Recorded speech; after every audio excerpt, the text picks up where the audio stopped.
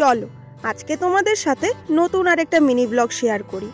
এই যে দেখো, এরা তিনজন মিলে এখানে কাজ করছে। আর কি কাজ করছে বলো তো?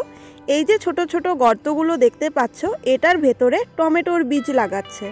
এই যে বাটিতে টমেটোর বীজ একদম ছোট ছোট কিন্তু, আর এই যে প্রত্যেকটা গর্তে একটা একটা করে বীজ ফেলাতে হবে। এটা কিন্তু অনেক সময় সাপেক্ষ কাজ, তোমরা দেখেই আন্দাজ করতে পারছো হয়তো যে কতটা সময় লাগতে পারে। দেন বীজ ফেলানো কমপ্লিট হয়ে গেলে কলা পাতা দিয়ে ঢেকে রাখতে হবে এইভাবে। আর বেশ কিছুদিন এইভাবে থাকার পর কিন্তু এখানে ছোট ছোট চারা গাছ জন্মাবে, আর যেগুলোকে তুলে আলাদা একটা জমিতে নির্দিষ্ট ডিস্টেন্স অনুযায়ী সেটাকে বসাবে।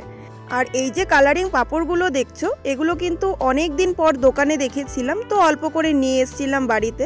তারপর দেখি রাত্রেবেলায় মা এখানে ডাল ভেজে রেখেছিল, এগুলো হয়তো মাসকলাইয়ের ডাল ছিল সম্ভবত, নামটা আমার এখন সঠিক মনে নেই। আর এদিকে বাবা দেখো কত সবজি এনেছিল।